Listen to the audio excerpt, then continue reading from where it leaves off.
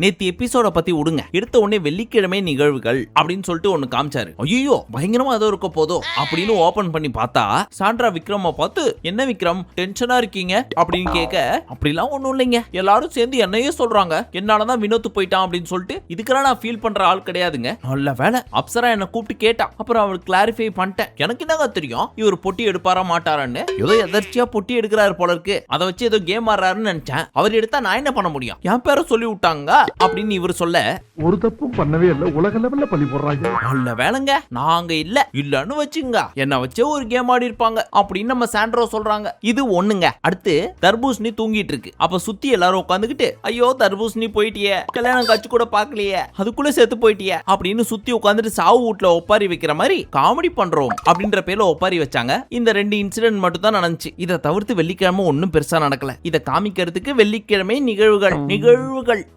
ஒன்னும் பெருசா இல்லடா. நெக்ஸ்ட் நம்ம ஃபயர் சேதுபதி வந்து, பிரவீன் காந்தி சார் எப்படி இருக்கேள் அப்படின்னு கேட்க, நான் ரொம்ப நல்லா இருக்கேன் சார், நீங்க ஃப்ரேம்ல பாக்கிறதுக்கு ரொம்ப அழகா இருக்கீங்க அப்படின்னு சொல்ல, சார் உண்மையை சொல்லுங்க உங்களுக்கு என்ன பிடிக்குமா பிடிக்காதா அப்படின்னு கேட்டாரு. அது காரணம் என்னன்னா, இவர் வெளியே போய் ஒரு இன்டர்வியூ கொடுத்திருக்காரு. அதுல என்ன சொல்றாருன்னா, முதல்ல விஜய் சேதுபதி சார் இருக்காரு, அவர் வீட்டுக்குள்ள இருக்க ஹவுஸ்மேட்ஸ் பேசுறதுக்கு ஒரு ஸ்பேஸ் கொடுக்கணும், ஆனா கொடுக்க மாட்டாரு அப்படின்னு சொல்லியிருக்காரு. அந்த இன்டர்வியூவை நம்ம ஃபயர் சேதுபதி பார்த்திருக்காரு. ஒன்னு கூட மறக்கல.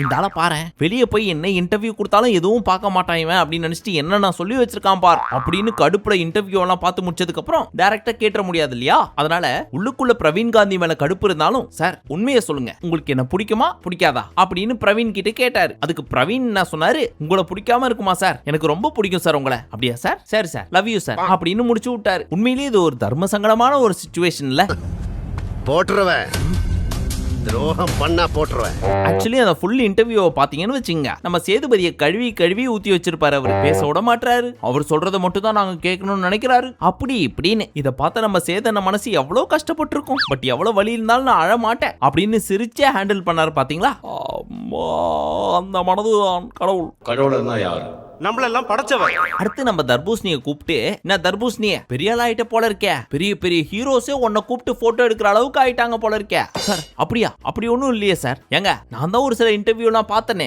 அந்த ஹீரோ தான் என்ன கூப்பிட்டு போட்டோ எடுத்துக்கிட்டாரு அப்படின்லாம் சொல்லி வச்சிருந்தீங்களே சார். அப்படிலாம் நான் சொல்ல சார், வெளியே மக்கள்ன்ற பேர்ல ஒரு சில தீய சக்தி எல்லாம் வேலை செய்து அதுல யாராவது சொல்லிருப்பாங்க சார் அப்படின்னு மக்களை சொல்ற மாதிரி மக்கள் செல்வனை சொல்லி விட்டாரு. லைட்டா ஒரு பாயிண்ட் போட்டு வேட்டி கீழே வெடி வைக்க பாக்குற பத்தியா. இருந்தாலும் யாரையோ சொல்ற மாதிரி நம்ம சேதனனும் பயங்கரமா சமாளிச்சாரு. இல்லையே நான் பார்த்தனே, அந்த ஹீரோ தான் வாலண்டியரா வந்து என் கூட போட்டோ எடுத்துக்கிட்டாரு, நீ இன்டர்வியூ கொடுத்த மாதிரி பார்த்தனே. இல்ல சார் அப்படின்னா நான் கிடையாது சார். அப்படியா, ஆமா சார், என்ன டேமேஜ் பண்ணணும் அப்படின்றதுக்காகவே ஒரு சிலர் செஞ்ச செயல்ல இதுவும் ஒண்ணு சார் அப்படின்னு சொல்ல, உன்னை டேமேஜ் பண்ண வேற யாரும் வேணுமா, நீயே போதாது அப்படின்னு இவர் டேமேஜ் பண்ணி விட்டாரு. எனக்கு மட்டும் ஏன்டா இதெல்லாம் நடக்குது? மூக்கு கீழே பஞ்சாயத்து கிணறு மாதிரி ரவுண்டா ஒன்று இருக்க வாயா, அதை மூடி வச்சிருந்தீங்கன்னா எல்லாம் ஒழுங்கா நடக்கும். பட் இதெல்லாம் பாக்குறப்ப நமக்கு என்ன புரியுதுன்னா, நம்ம சேதனை ஷூட்டிங் முடிச்சு ஃப்ரீ டைம்ல ஃபுல்லா சோஷியல் மீடியாக்குள்ள தான் சுத்திட்டு இருக்காரு போல இருக்கு. எல்லா அப்டேட்டையும் உள்ளங்கையில வச்சிருக்காரு. இங்கதான் இவர் ஆண்டுவை ஜெயிச்சிட்டாரு. சரி இதோட தர்பூசணி ஸ்டாப் பண்ணுச்சா அப்படின்னு கேட்டா, இல்லை பேசுன்னு பேசுது சார். நான் வெளியே போனா என்ன எல்லாருமே இன்னோசென்ட் அப்படின்னு நம்புறாங்க சார். இன்னொரு மேட்டர் தெரியுமா, நான் 3 மூவிஸ்ல கமிட் ஆயிருக்கேன், அதுல எல்லாமே டாப் ஹீரோஸ் அப்படின்னு இவர்கிட்ட சொல்லிட்டு இருக்காரு. ஐ திங்க் அந்த படம் நேஷனல் ஜியோகிராபிக் சேனல்ல தான் வரும்னு நினைக்கிறேன். சப்ஸ்கிரைப் பண்ணலனா பண்ணிக்கங்க. உண்மையில சிட்டியா நடிக்கிறா? இல்ல சார், அப்படி சொல்லி திரிக்கிற பைத்தியமா நடிக்கிறார் சார். ஆயிட்டானா? அடுத்து நம்ம வியானாவை கூப்பிட்டு கேட்டதுக்கு, இந்த வீட்டை விட்டு நான் வெளில போறப்ப பாமா போனேன், அந்த வீட்டுல என்ன போட்டு பொரட்டே எடுத்தாங்க, அப்புறம் சப்போர்ட் பண்ண ஆரம்பிச்சிட்டாங்க, அப்புறம் ஆட்டோல போறப்போ என் கண்ணை பார்த்து கண்டுபிடிச்சிட்டாங்க, ஹே நீ வியானா தானே அப்படின்னு. அப்புறம் அந்த ஆட்டோக்காரன்னா அவங்க பொண்ணுக்கு போன் பண்ணி கொடுத்தாங்களா, அந்த பொண்ணு எனக்கு போன் பண்ணி ஓன்னு ஒப்பறி வைக்க ஆரம்பிச்சிச்சு. நான் வீட்டுக்குள்ள இருந்தது, நான் பண்ண எல்லா விஷயமும் கரெக்டா சொன்னாங்க, எனக்கே ஆச்சரியமா போச்சு அப்படின்னு தன்னோட பெருமையை சொல்லிட்டு இருக்காங்க. ஆனா எல்லாத்தையும் சொன்ன வியானா, எஃப்ஜே கூட நீங்க அப்படி இல்லாம இருந்திருக்கலாம் அப்படின்னு சொன்னது சொல்லவே இல்ல. பாத்தீங்களா வியானா. இதெல்லாம் பேசினதுக்கு அப்புறம் நம்ம ஃபயர் சேதுபதி சின்ன பிரேக் அப்படின்ட்டு போயிட்டாரு. ஐயோ இந்த பிரவீன் காந்தியை மறந்துட்டனே, இதே வெளியே போய் ஒரு இன்டர்வியூவா கொடுப்பாரு, வேணாப்பா டீ காபி கூட அப்புறம் சாப்பிட்டுக்கலாம், அந்த ஆளையும் கேட்டு வந்துருவோம் அப்படின்னு மறுபடியும் உள்ள போய், பிரவீன் காந்தி சார் பாத்தீங்களா நான் உங்களுக்கு கேட்கவே இல்ல, ஆனாலும் நீங்க என்ன கூப்பிட்டு கேட்கல பாத்தீங்களா, என்ன ஏன் சார் கேட்கலன்னு, நீங்களா என்ன கூப்பிட்டு கேட்பீங்கன்னு நினைச்சேன் அப்படின்னு ஒரு பிட்ட போறாரு நம்ம ஃபயர் சேதுபதி. எப்படிடா ஊருக்கே பருப்பானாலும் வீட்டுக்கு தொடப்ப கட்டதான்டா. அதுக்கு அவரும் சார் நீங்க எது செஞ்சாலும் கரெக்டா தான் இருக்கும், அதனாலதான் நானும் கேட்கல அப்படின்னு அவர் சைடுல அவர் ஒரு பிட்ட போடுறாரு. அதுக்கு இவரு நான் செய்யறது இருக்கட்டும், வீட்டை விட்டு வெளியே போனவனு என்ன செஞ்சீங்க பாருங்க நீங்க அப்படின்னு அந்த இன்டர்வியூ ரெஃபரன்ஸ் எடுத்து வராரு. இதுல இருந்து என்ன தெரியுது, அந்த இன்டர்வியூவை பார்த்து பயங்கரமான ஒரு மன உளைச்சல்ல இருக்கார் நம்ம விஜய் சேதுபதி. நெஞ்சமெல்லாம் பொண்ணு அறக்கு தம்பி, மறக்க முடியல. அண்ட் அதை சமாளிக்கணும் அப்படின்றதுக்காக என் கண்டஸ்டன்ஸ் வெளியே போய் என்னை பத்தி திட்டினாலும் எனக்கு பெருமை தான் சார் அப்படிங்கிறாரு. அதுக்கு நம்ம பிரவீன் காந்தியும் காமெடி சார் நீங்க அப்படின்னு சிரிச்சு அந்த கான்வர்சேஷனுக்கு ஒரு முற்றுப்புள்ளி வச்சு விட்டார். பாவம் நம்ம பிரவீன் காந்திக்கு எப்படி தெரியும் திரும்ப உள்ள கூப்பிடுவாங்க விஜய் சேதுபதி கிட்ட பேச வைப்பாங்க அப்படின்னு. இப்படி எல்லாம் நடக்கும்னு தெரிஞ்சிருந்தா கண்டிப்பா வந்திருக்க மாட்டாரு. பட் இருந்தாலும் உசாரான ஆளுப்பா, நல்லா சமாளிச்சாரு. எப்படி எல்லாம் சமாளிக்க வேண்டியதா இருக்குடா. இப்ப பிரேக் போயிட்டு வரேன் அப்படின்னு சொல்லிட்டு கைய ஒரு ஆக்ஷன் காமிச்சாரு. அதெல்லாம் பாக்குறப்போ இவர் டீக்காக பிரேக் எடுத்த மாதிரி தெரியல, ஏதோ கட்டிங் போறதுக்காக பிரேக் எடுத்தாரோ அப்படின்ற மாதிரி தான் இருந்துச்சு. ஒருவேளை அப்படி இருக்குமோ? நான் குடிகாரனாடா.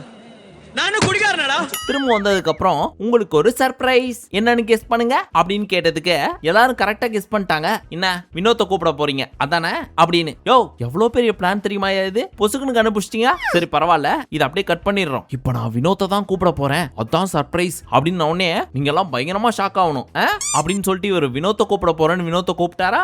அவங்களும் சர்ப்ரைஸ் ஆன மாதிரியே நடிச்சாங்க. What a surprise! ஏ சீனு, நீயும் சர்ப்ரைஸ் ஆயிட்ட இல்ல? ஐயோ எதிர்பார்க்கவே இல்ல, நான் சும்மா அஸ்திட்டானோ. இது வேலைக்காவது, நீங்க கட்டெல்லாம் பண்ண வேணாம், நான் சொன்னதை ஃபுல்லா போட்டுருங்க அப்படின்னு ஒத்துக்கிட்டாரு. அவங்களும் ஃபுல்லா போட்டு விட்டாங்க. நேத்து நம்ம சேதனனை பாக்குறதுக்கு ரொம்ப பரிதாபமா இருந்துச்சு. என்னென்னவோ பிளான் பண்ணி என்னென்னவோ பேசினாரு, ஆனா எல்லாமே சப்பையா முடிஞ்ச மாதிரி ஆயிப்போச்சு.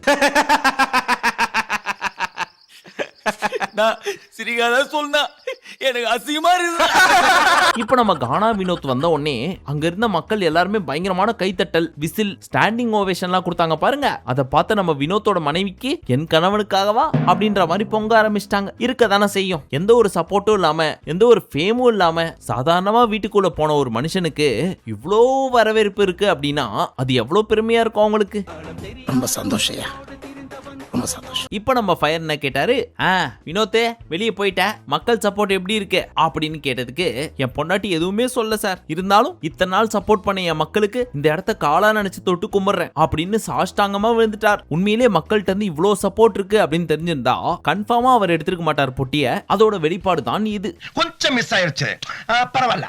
அப்புறம் என்ன சொன்னாரு, ஒருத்தன் பசியில இருக்கான், அப்ப கிடைச்சதை சாப்பிட தோணுமா இல்ல பிரியாணி தான் வேணும்னு கேட்க தோணுமா? அப்படி கிடைச்ச ஒண்ணுதான் இந்த 18 லட்சம். ₹1 கூட இல்லாம இந்த வீட்டுக்குள்ள வந்தேன், பட் எனக்கு கிடைச்ச இந்த 18 லட்சம் கோடி ரூபாய்க்கு சமம். வெளியே இவ்வளவு சப்போர்ட் இருக்குன்னு எனக்கு தெரியாது, தெரிஞ்சிருந்தா கண்டிப்பா எடுத்திருக்க மாட்டேன். எது எப்படியோ இப்ப இந்த அமௌண்ட்டை வச்சு என் பசங்களை படிக்க வைப்பேன், பெரிய ஆளாக்குவேன். அண்ட் இன்னொரு விஷயம், இந்த முடிவுக்கு நான் மட்டுமே காரணம், யாருமே சொல்லி நான் எடுக்கல அப்படின்றதையும் தெளிவுபடுத்திட்டார். இருந்தாலும் அவருக்குள்ள ஒரு வழி இருக்க தானே செய்யும். பார்க்காமலா இருந்திருப்பாரு, மக்கள் எனக்கு இவ்வளவு சப்போர்ட் பண்றாங்களே, அவசரப்பட்டு எடுத்துட்டோமோ அப்படின்னு கண்டிப்பா நினைச்சிருப்பாரு. இருந்தாலும் பெருசா வெளிக்காட்டல. என்ன சார் இது, சங்கடமா இருக்கு. அதுக்கப்புறம் இவரோட பயண வீடியோவை போட்டு காமிச்சாங்க பாருங்க, மரண பங்கமா இருந்துச்சுப்பா. நிஜமா சொல்றேன், பங்கமா பண்ணியிருந்தாங்க எடிட். சோ எடிட்டர்ஸ்க்கு கண்டிப்பா பாராட்ட கொடுத்தே ஆகணும்பா. நாட்டுக்காகலாம் இல்ல, நீ கேட்ட உனக்காக. அதுக்கப்புறம் ஃபினிஷ் பண்ண போறதுக்கு முன்னாடி, சார் உங்க கண்ணாடி யோ யோ யோ அது தர முடியாதியா சார், சார் ப்ளீஸ் சார் கொடுங்க சார் அப்படின்னு அவரோட கிளாஸ் கேட்டதுக்கு, சரி இது தர முடியாது, இருந்தாலும் என் பசங்களை ஊட்டி எட்டு வர சொல்றேன். டேய் யாராங்க, என் கார்ல கண்ணாடி இருக்கும், அதுல ஏதாவது ஒண்ணு எட்டு வா அப்படின்னு சொல்லி அமுச்சு விட்டு ஒரு கண்ணாடி எட்டு வர சொன்னாரு. அதை எடுத்துன்னு வந்து கொடுத்தாரு. அதை இவர் போட்டுக்கிட்டே, மக்களே கண்ணு தெரியல நினைச்சிட போறீங்க, அதெல்லாம் நல்லாவே தெரியுது அப்படின்னு ஃபீலிங்ஸ்ல உட்கார்ந்துருக்க ஆடியன்ஸை கூட கடைசி நேரத்துல சிரிக்க வச்சாரு. ஆமா அந்த மனது இருக்கே. வண்டி ஓட்டணும். சரி விடுங்க. அதுக்கப்புறம் வீட்டுக்குள்ள போய் ஃப்ரெண்ட்ஸ் எல்லாம் பார்த்தாரு. அப்படியே எல்லாருக்கும் வாழ்த்துக்கள் சொன்னாரா. சொல்லி முடிச்சதுக்கு அப்புறம் இந்த தர்பூசணியை கூப்பிட்டு, யோ வீட்டுக்குள்ள இருக்கிறப்ப எல்லா கேமரா கிட்டயும் போய் இவனுக்கு ஓட்டு போடாதன்னு சொன்னவன் தானே நீ, இப்ப வந்து Vinod sir I love you அப்படின்னு கதை விடுற அப்படின்னு பாயிண்ட் புடிச்சு வாயிலேயே குத்துனாலும் அப்படின்னு சிரிச்சு சமாளிக்குது பயபுள்ள. அதுக்கப்புறம் வைஃப் அண்ட் கிட்ஸ் எல்லாரும் மேல வந்தாங்க. அப்போ பாக்யா என்ன சொன்னாங்கன்னா, என் புருஷனுக்கு 2 வெர்ஷன் இருக்கு. ஒன்னு நல்ல ஹஸ்பண்ட், ஏதாவது நான் அவர்கிட்ட வேணும் அப்படின்னு கேட்டா நான் கேட்கறதுக்கு முன்னாடியே வீட்டுல இருக்கும், அது அப்படிப்பட்ட ஒரு புருஷன். இன்னொன்னு கானா, அவரோட பாட்டுக்கு நான் ஒரு மிகப்பெரிய ஃபேன். அண்ட் மனசார சொல்றேன், ஸ்டேஜ்ல இருக்கேன்றதுக்காக கிடையாது, இந்த பணமே எங்களுக்கு போதும் சார் அப்படின்னு அவங்க சொன்னதும், அதுக்கு நம்ம வினோத், இவ பேச்ச கேட்காத வரைக்கும் நான் இங்கேயோ இருந்தேன், இவ பேச்ச கேட்க ஆரம்பிச்சு 6 மாசம் தான் ஆகுது, அதுக்கே நான் இங்க இருக்கேன் அப்படின்னு தன்னோட மனைவியை பத்தி பெருமையா பேசிட்டு இருந்தாரு. நான் எங்கேயோ எப்படியோ போயிருக்க வேண்டியவன்.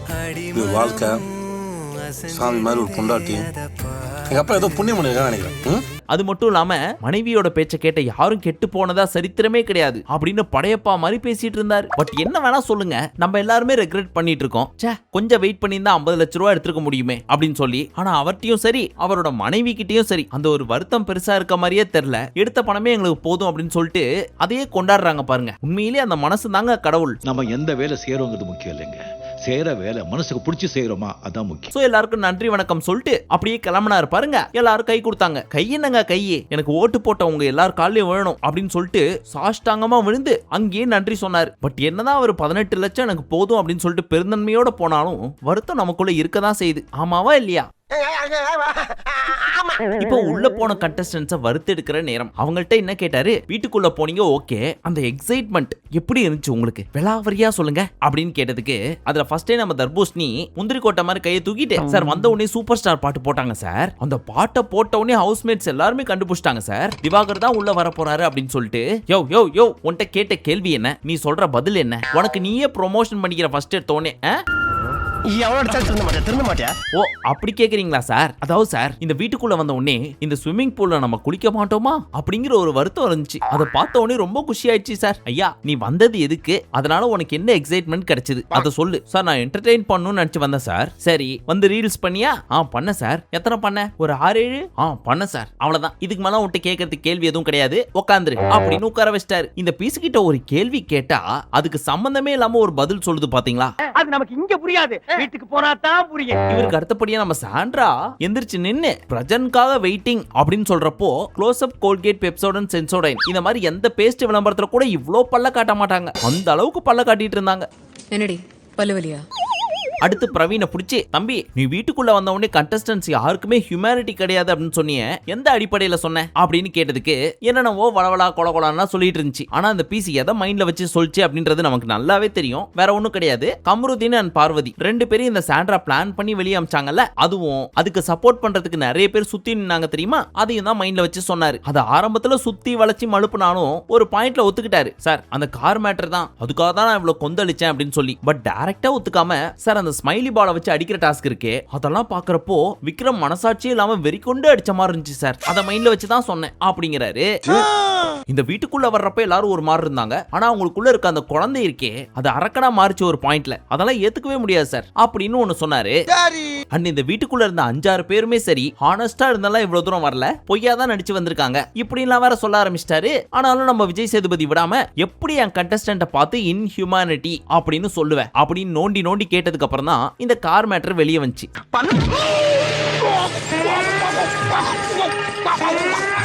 சரி அந்த பீஸ் தான் வாயை விட்டு உளறிடுச்சே, அதை புடிச்சு அடிப்போம் அப்படின்னு இல்லாம எப்படி என் கண்டஸ்டன்ட பார்த்து நீங்க ஹானஸ்டா இல்லன்னு சொல்லலாம். அப்படி இல்லாம மக்கள் எப்படி இவ்வளவு தூரம் கொண்டு வந்திருப்பாங்க அவங்கள, என்னதான் நம்ம பேசினாலும் மக்கள் தான் அவங்களை இவ்வளவு தூரம் ஓட்டு போட்டு கொண்டு வந்திருக்காங்க, அதை இல்லன்னு நீங்க எப்படி சொல்லலாம் அப்படின்னு எங்கெங்கயோ போயிட்டு இருக்காரு. அதெல்லாம் பாக்குறப்ப என்ன புரிஞ்சுன்னா, நாங்க எங்களோட வேலையை கரெக்டா தான் செஞ்சுட்டு இருக்கோம், அவங்க தப்பு பண்ணா கேட்கிறோம், நல்லது பண்ணா தட்டி கொடுக்குறோம். ஆனா நீ சொல்றதெல்லாம் வச்சு பாக்குறப்போ உள்ள இருக்கிற யாரோ காட்டு மிராண்டித்தனமா நடந்துக்கிற மாதிரியும் அதுக்கு நாங்க சப்போர்ட் பண்ற மாதிரியும் நீ சொல்ற மாதிரி இருக்கு, அது எங்களால ஒத்துக்க முடியாது. சோ நீ கேட்டதுக்கு மன்னிப்பு கேட்டே ஆகணும் அப்படின்னு அவர் வாயாலே ஒத்துக்க வைக்கிறதுக்காக எங்கெங்கயோ வண்டியை சுத்துன்னு சுத்துற மாதிரி ஃபீல் ஆச்சு.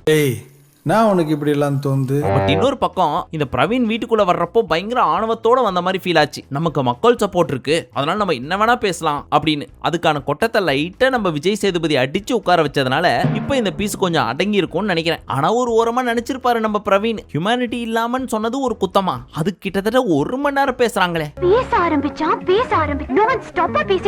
அதுக்கு நான் சொல்லிட்டேன், தவறான வார்த்தையை பயன்படுத்திருக்கலாம், பட் நான் சொல்ல வந்த விஷயம் ஒன்னும் தப்பு கிடையாது, நீங்க அவங்களே கூட கேட்டு பாருங்க அப்படின்னு. ஆனாலும் விடாம இவ்ளோ அடிக்கிறாரு அப்படின்னா என் பேரை வச்சு இவரை பெருசா அடிச்சிருப்பாங்களோ அப்படின்னு. இதுக்கப்புறம் அடுத்த வாரம் வரப்போற பீஸுங்களாவது இதெல்லாம் பார்த்துட்டு உள்ளுக்குள்ள இருக்கிற கரண்ட் கண்டஸ்டன்ஸ் எப்படி நடந்துக்கணும் அப்படின்றத கொஞ்சம் ரிகர்சல் எடுத்துட்டு உள்ள போங்க. புரிஞ்சதா? லாஸ்டா வியானாவை கூப்பிட்டு எப்படி நீ விக்ரம பார்த்து வக்ரம் விக்ரம்னு சொல்லலாம், அப்படி சொல்றதுக்கு என்ன காரணம், இப்ப எனக்கு சொல்லியே ஆகணும் அப்படின்னு கேட்டாரா. அதுக்கு வியானா என்ன சொன்னாங்க, சார் எனக்கு இந்த வீட்டுக்குள்ள இருக்கிறப்போ 2 பேர் தான் க்ளோஸ், ஒன்னு விக்ரம் இன்னொன்னு சுபிக்ஷா. என் கூட க்ளோஸா இருக்கிறதுனால இவர் பண்ண எந்த தப்புமே என் கண்ணுக்கு தெரியல. ஆனா எப்ப அவர் அந்த பக்கெட் டாஸ்க்ல எனக்கு எதிரா வந்தாரோ அப்பையில இருந்து இவர் பண்ணதெல்லாம் நோட் பண்ணி பார்த்தா ஃபுல்லா மைண்ட் கேம் ஆடி வச்சிருக்காரு சார். அதுக்கு ஒரு எக்ஸாம்பிள் சொல்லுமா? நீ அவ்வளவு உஷாரா? சரி சொல்றேன் அப்படின்னு சொல்லிட்டு ஒரு எக்ஸாம்பிள் சொன்னாங்க. அது ஆக்சுவலி சிச்சுவேஷனுக்கு மேட்சே ஆகல, ஏதோ வளர்ற மாதிரி சொல்லிட்டு இருந்தாங்க. பட் ரெண்டாவதா ஒரு பாயிண்ட் சொன்னாங்க. சார் ஆதிரே எஃப்ஜே தூக்கி தலை மேல வச்சிட்டு இருந்தாரு, அப்ப இந்த பிசி எஃப்ஜேவோட காலை பிடிச்சி இழுத்துச்சு, அது தப்புன்னு எல்லாரும் சொன்ன உடனே சாரி என்ன மன்னிச்சிருங்க அப்படின்னு சொல்லிடுறாரு. அப்போ எல்லா தப்பும் பண்ணிட்டு சாரின்னு சொன்னா சரியா போச்சு அப்படின்னாங்களா? அதுக்கு சம்பந்தமே இல்லாம நம்ம விஜய் சேதுபதி அவர்கள் என்ன புரிஞ்சுன்னு தெரியல. அப்போ நாங்க எதுவுமே கேட்கலன்றீங்க, நாங்க விக்ரமுக்கு சப்போர்ட் பண்றோம்ன்றீங்க அப்படின்னு வேற மாதிரி புரிஞ்சுக்கிட்டு வியானா சொல்ல வந்ததையே ட்விஸ்ட் பண்ற மாதிரி பேச ஆரம்பிச்சிட்டாரு. வளராரு சார், மூளை குழம்பிடுச்சு போல இருக்கு. பட் வியானா இங்க சொல்ல வந்தது என்னன்னா, இதுவே விக்ரம் பண்ணதை நாங்க பண்ணிருந்தோம் அப்படின்னா உலக லெவல் பிரச்சனை பண்ணிருப்பாரு. அவர் பண்ணாரு அப்படின்றதுனால நான் பண்ணது மிகப்பெரிய தப்பு, என்ன மன்னிச்சிருங்க, நான் மனுஷனே கிடையாது அப்படின்னு அவரே அவரை திட்டிக்கிட்டு சாரியும் சொல்லிடுவாரு. ஆனா அது பெருசா தெரியாது. இதுவே நாங்க பண்ணிருந்தோம்னா வியானா இப்படி பண்ணிட்டா அவளை எப்படி சும்மா உள்ளலாம் அப்படின்னு பூதாகரமா பண்ணிருப்பாரு அப்படின்றதுதான் வியானாவோட பாயிண்ட். ஏன்னா அந்த பக்கெட்ல துணி எடுத்துட்டு வந்து வச்சாங்க தெரியுமா, அப்போ என்கிட்ட சாரி கேட்டே ஆகணும் வியானா, நீங்க பண்ணது மிகப்பெரிய தப்பு அப்படின்னு ஒரு சீனை கிரியேட் பண்ணாரு தெரியுமா. அந்த விஷயத்தை தான் இந்த அம்மனி சொல்ல வந்திருக்காங்க. ஆனா தெளிவா சொல்லி புரிய வைக்க தெரியல. மறமண்ட அது புரியாம நம்ம விஜய் சேதுபதி அவர்களும் நாங்க ஒண்ணு விக்ரமுக்கு சப்போர்ட் பண்ணல, தப்புன்னு ஒண்ணு நடந்துச்சுன்னா நாங்க தட்டி கேட்டுட்டு தான் இருக்கோம் அப்படின்ற மாதிரி கொண்டு போயிட்டு இருக்காரு. பட் வியானா சொல்ல வந்த விஷயம் புரியல அப்படின்னாலும் அவங்க சொல்ல வந்த விஷயம் 100க்கு 100 உண்மை.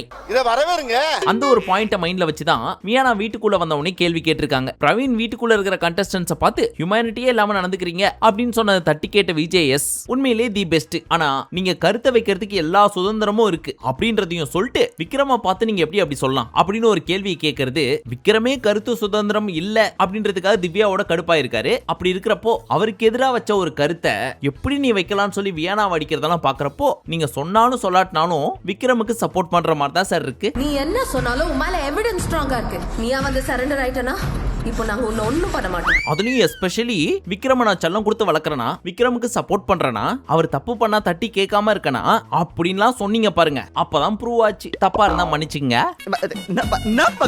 மாட்டிக்கிட்ட பங்கு. ஃபைனலி நன்றி வணக்கம் அப்படின்ட்டு போனதுக்கு அப்புறம் வியானாவை எல்லாரும் கன்வின்ஸ் பண்ணிட்டு இருக்காங்க. ஆனா வியானா என்ன தெரியுமா சொன்னாங்க, கடைசி வரைக்கும் நான் சொல்றதுல எந்த ஒரு மாற்று கருத்தும் எனக்கு கிடையாது, நான் சொன்னது உண்மை அப்படின்றத நான் நம்புறேன். அதுக்கப்புறம் ஏதாவது நீங்க என்கிட்ட பேசணும்னா வெளியே போய் பேசிக்கலாம், இங்க பேச தேவையில்ல, I am strong with my decision அப்படின்னு அடிச்சு சொல்றாங்க. Very good. ஒண்ணு நான் இப்படி தான் இருக்கணும். இனி அடுத்த சீசனுக்கு போற கண்டஸ்டன்ட்ஸ் யாரா இருந்தாலும் சரி, என்னதான் ஹோஸ்ட் நீங்க பண்ணது தப்புன்னு சொன்னாலும் சரி, அசிங்கப்படுத்தினாலும் சரி, உங்க மனசுக்கு அது தப்புன்னு தோணாத வரைக்கும் அக்செப்டே பண்ணிக்காதீங்க. இதுக்கு ஒரு பெஸ்ட் எக்ஸாம்பிள் மலையாளத்துல லக்ஷ்மி அப்படின்ற ஒரு கேரக்டர். அது மலையாளம் பிக் பாஸ் பார்த்தவங்களுக்கு தெரியும். ஒட்டுமொத்த மலையாளம் இண்டஸ்ட்ரியே மோகன்லாலுக்கு அகைன்ஸ்டா திரும்பிருச்சு. சோ இது ஒரு எக்ஸாம்பிள் எடுத்துக்கிட்டு அடுத்த சீசன் போறப்போ ஸ்ட்ராங்கா பேசி பழகுங்க, சொல்ல வர விஷயத்தை கிளியரா சொல்லுங்க. அப்படி சொன்னீங்கன்னா நீங்களும் ஆகலாம் டைட்டில் வின்னர். கடைசியில புத்திமதி சொல்ற அளவுக்கு ஆயிட்டோமே. சரி உங்களுக்கு ஒரு சர்ப்ரைஸ் சொல்லட்டுமா? லாஸ்ட் வீக் ஆயிடுச்சு, யாரையும் எவிக் பண்ண மாட்டாங்க அப்படின்னு சொல்லி தானே நேத்து பேசிட்டு இருந்தோம். ஆனா இன்னைக்கு என்ன தெரியுமா பண்ணிருக்காங்க, சாண்ட்ரா வச்சு வெளியே அமைச்சிருக்காங்க. இது பயங்கரமான ட்விஸ்ட் இல்ல? ஆனா பாவம் புருஷன் வருவாருன்னு சொல்லிட்டு காசு எடுக்காம ஆவலா வெயிட் பண்ணிட்டு இருந்தாங்க. கடைசியில இப்படியாவும் அவங்க எதிர்பார்த்து இருந்திருக்க மாட்டாங்க. So sad. சரி அதெல்லாம் டீடைலா நாளைக்கு பார்க்கலாம். இப்போ இந்த வீடியோவை க்ளோஸ் பண்ணிக்கலாம். மீண்டும் உங்களை நாளை காலை சந்திக்கும் வரை நன்றி, வணக்கம், நமஸ்தே, நமஸ்கார்.